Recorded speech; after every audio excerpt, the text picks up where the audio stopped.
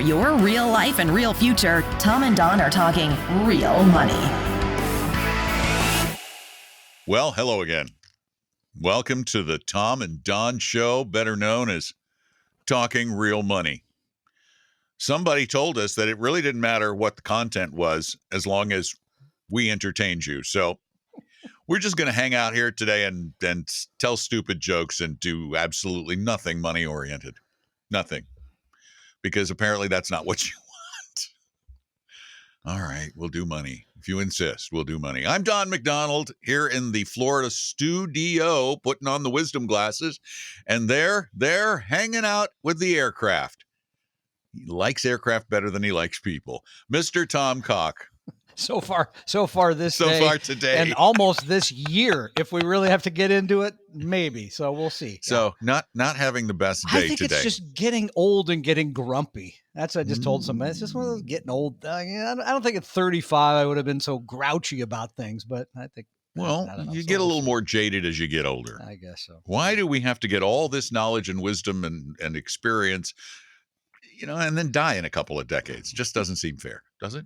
No. And all these young whippersnappers, they get to don't keep going. Get me going on the whippersnappers today. Going on them young whippersnappers. Exactly. Oh, them kids these days, they don't know nothing about nothing. All right. So, Tom, what are we going to talk to? Oh, we're going to talk about safety. Mm-hmm. One of all of your favorite topics. Well, Don and Tom, I just want something safe. That doesn't lose money. Doesn't never goes makes down. Money and never goes down. And I don't want to just make 1% or less. I want to make. Can I make like 11% with absolute safety? Over what period of time? Every year, sir. Oh, every year. I was like, well, yeah, over like 20 every years. Year, sure, we on could average, make every that year, sir. Yeah, this is why you get sold Ponzi schemes. Yeah. It's asking for stuff like that. That's why you get sold Ponzi schemes. Among other annuities. Indexed annuities. Sent you a little email about those today where they had lost money and they thought they were going to make safe 3 to 5% a year. You sent me an email on that? I did. Me? You actually have to read you are now getting on that other list of which I talked about earlier, which you don't want to be on that list today, my friend. Let's see. Tom Cock. Look, I had taken my wife to the doctor. That's why. Yeah. Okay. Well, that's a legitimate excuse, but yeah, where they thought they were going to make this safe one's gonna 3 to be 5%. Fun. Yeah. I love reading these. I do. And we love it when you guys send these to us too. I love it when you send me details on bad deals so that I can just one, revel in how bad they are, and then two, share it with all of you. So okay, but let's go back to the question at the top of the hour. There was a question. The top of the hour? Well, no, question, it's a podcast. Comment. Yeah. Okay. Top of the. What do you podcast. Call it? I don't know, the top video of the day. cast. Top of the day to you. This is the double cast. Okay, the double cast. Because that's what everybody wants, right? Safe, easy returns, never going to go down. Well, your safe things. We do think government bonds are safe. U.S. government bonds. Yeah. They have been safe. You've always gotten your money back and the interest they promised. If you held them to maturity. Buying individual bonds held to maturity. And bond funds can sometimes go down, yeah. So the safe government bonds, they registered their first negative return in 2021. Since 2013. So it's been a long time. The Bloomberg Treasury Index, a total return of negative 2.3. The bonds actually made about 1.5, but the value of them went down close to 4. The income coming in was 1.5, but then when you take that negative 4 from the decline in the value of the bonds, you end up with the total return, which is negative.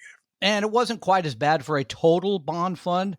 The Vanguard Total Bond Fund down 1.67%. That's still its first loss since 2018 there, because remember in 2018 we had a little of a shakeup at the end of the year. So yeah, you're getting the interest, but the value went down. Your safe investment lost money. Well, right? Then, Tom, my question as a client is, why do you have me in the stuff that's going down when all this other stuff went up? Why don't you just put me in the stuff that goes up? I thank you for that. I really do appreciate that question. That's so nice of you to ask. Yeah, my pleasure. Okay, well, let's talk about that. I'm Well, sure you have an answer for that. oh, don't I you? have an answer for you. Good. Might not be a good answer, but I I'm have an sure answer it's not. nonetheless.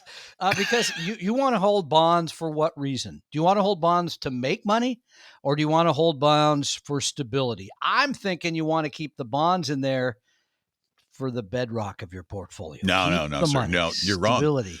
I want all my money to make money all the time. I just want it to never go down, please. No, always up, because bonds really should be. And by the way, if you look back at an aggregate bond return, it's pretty surprising. You go back to 1970, you've made over 5% a year. I do not expect that moving forward, and that's part of the problem. People look at that and think, "Well, I'll just take the 5% on the bonds and the 12% on the stocks. Sign me up for that for the next 25 years." I don't think you're going to get that.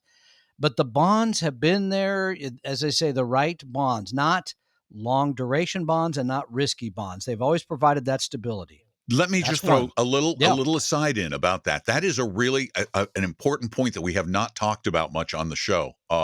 Is the fact that the key to low volatility bonds is shorter duration, shorter terms for the bonds.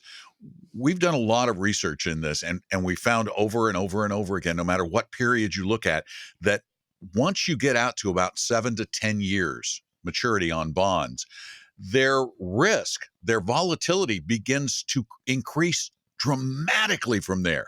So you're not getting the same risk return equation that you get in that short to intermediate term area. You're not getting paid for the risk you take. Oh, he said it even better than I did. Yeah, it's simply put. I mean, so again, you could drive somewhere 100 miles an hour from point A to point B, maybe get there a couple minutes faster, but probably to do it more safely and to be assured you're going to get from one spot to the other, 65 makes more sense. Yes, the right type of bonds. Or if you're Tom on 405, you just do 25 because it's like, these people are just scaring me. I'm going to go 25. The guy I just met with looked at my car and said, "You're still driving that thing?"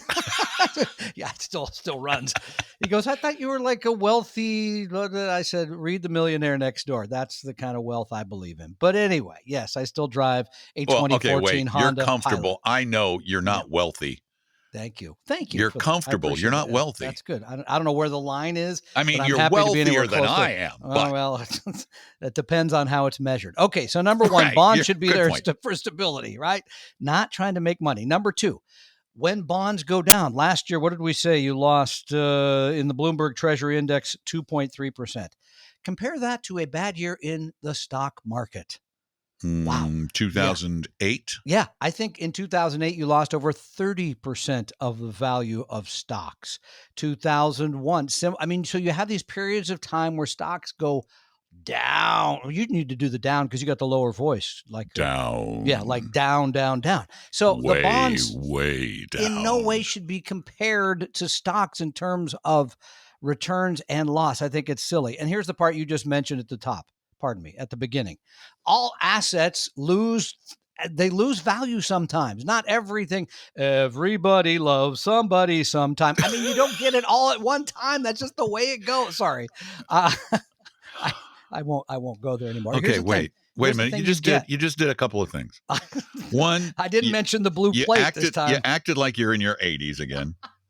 Well, that's close.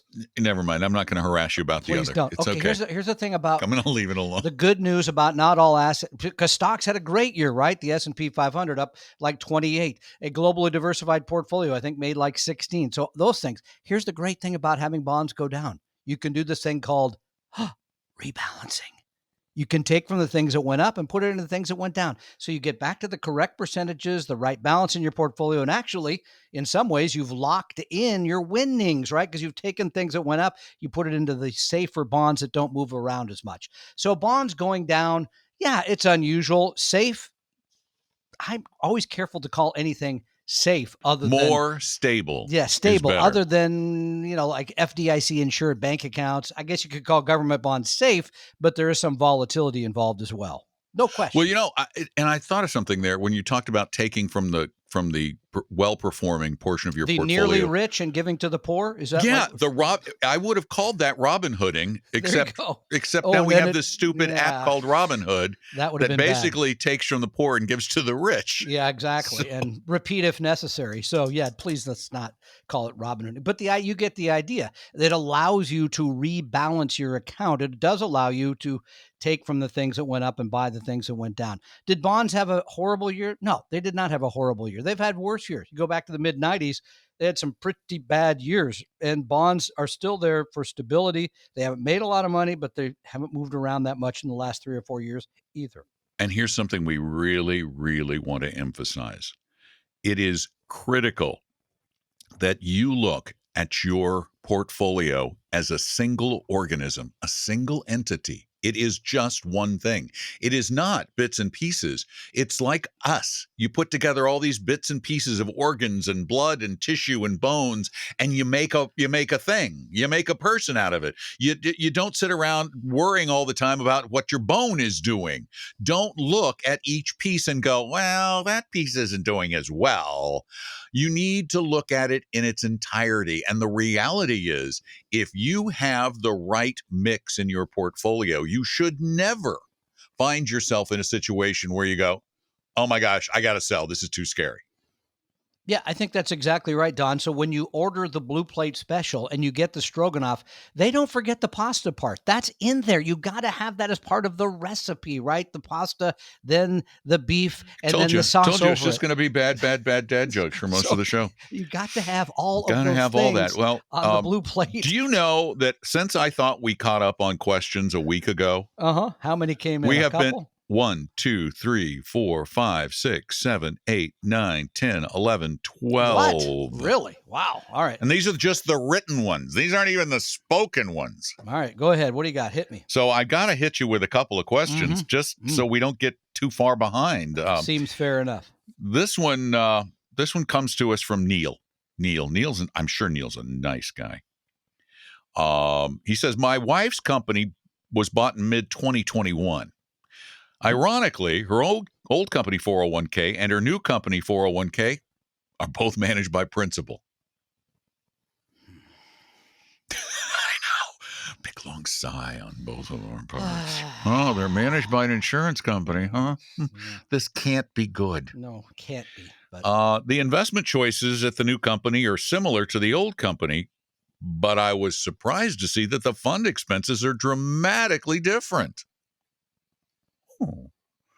For example, the Principal Lifetime Hybrid 2030 fund at her old company, a life cycle target date fund for 2030 has an expense ratio of 1.14.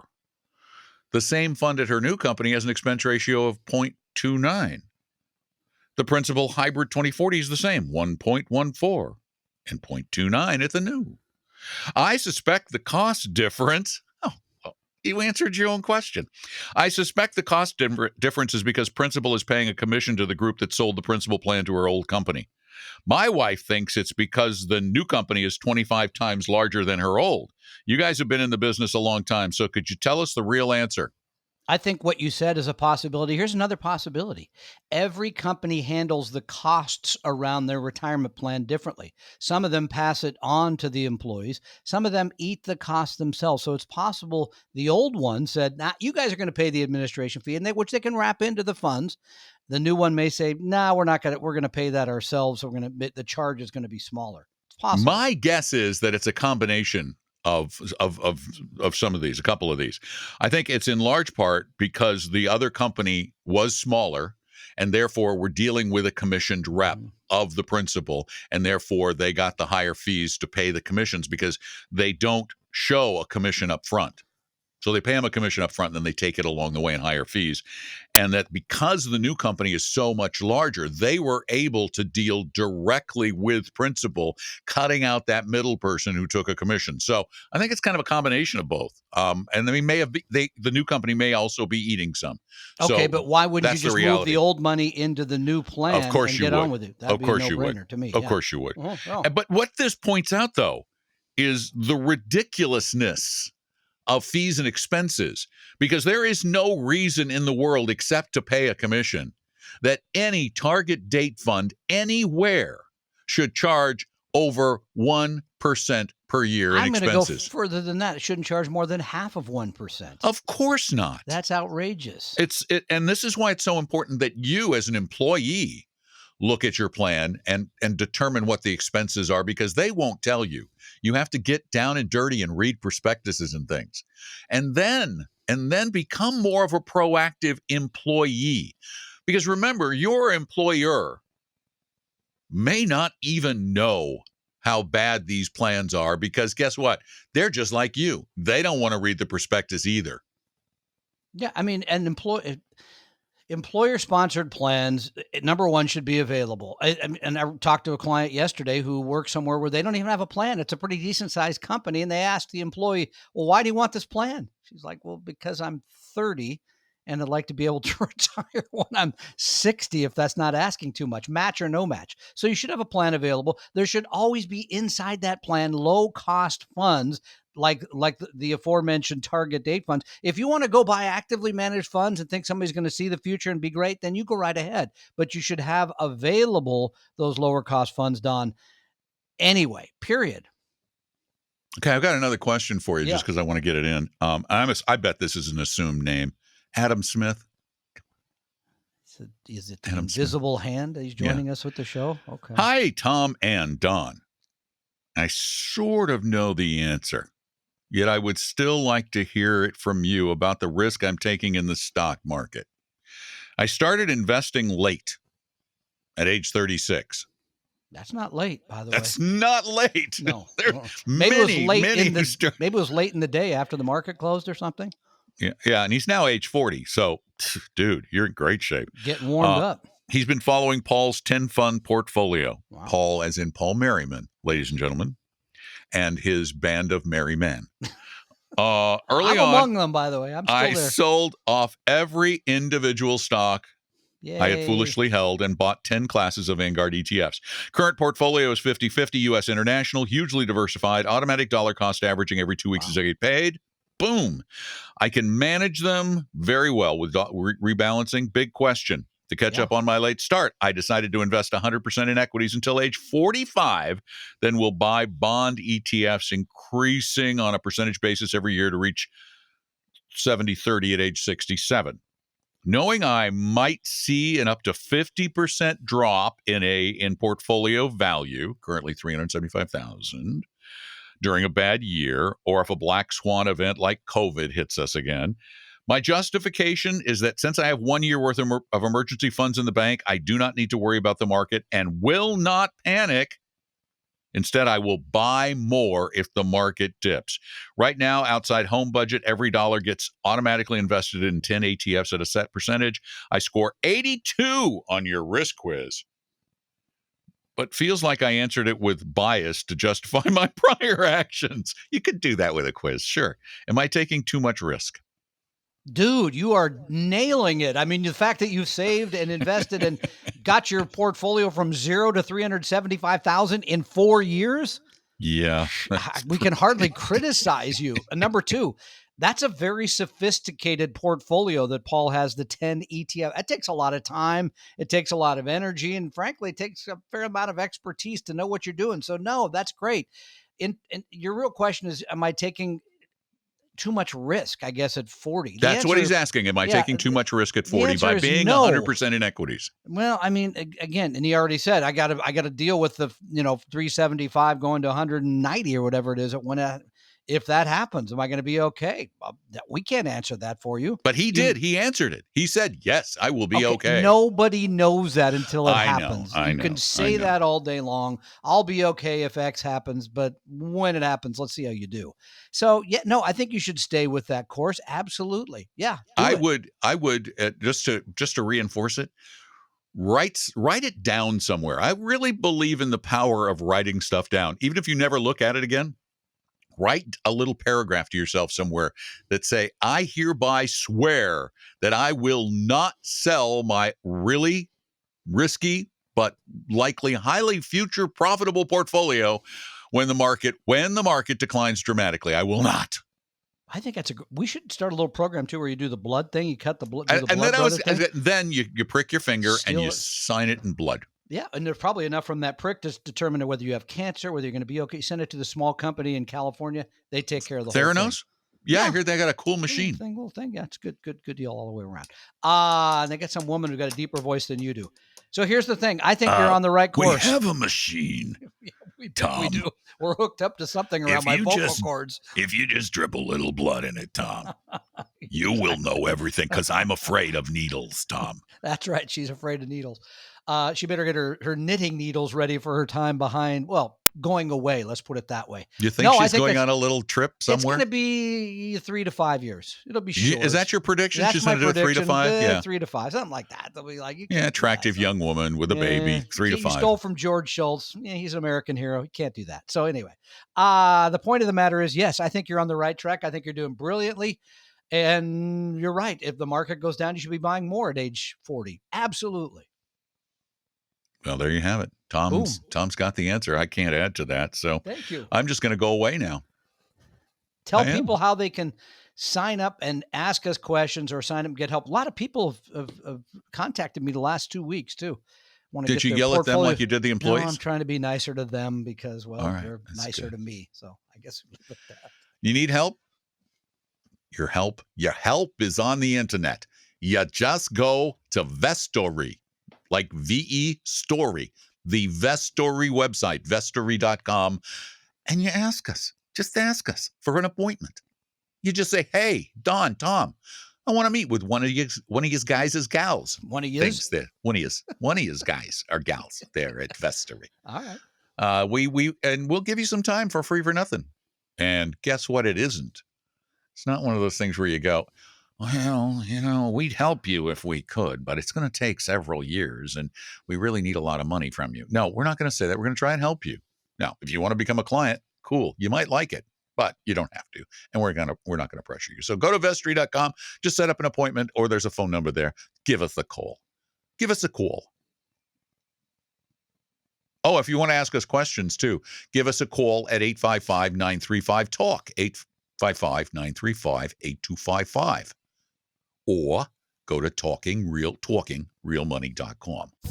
We hope you realize that the information provided on Talking Real Money is for informational, educational, and hopefully enjoyable purposes only. Providing personalized financial planning or investing advice takes time, so please consult with a really good fee-only fiduciary investment, tax, or legal advisor. We know a good one. Investing must always involve risk. In other words, you can and probably will lose money at times. Also, as much as you want it, no one can accurately and consistently predict the future, so past performance doesn't tell you a darn thing about what the future will bring. Unlike many other programs that say something similar, Talking Real Money is not trying to get you to buy or sell any financial products or securities. Instead, the program is provided as a public service by Appella Capital, a fee-only registered investment advisor. Thanks for listening, and please visit talkingrealmoney.com for more information and disclosures. That should keep the lawyers happy.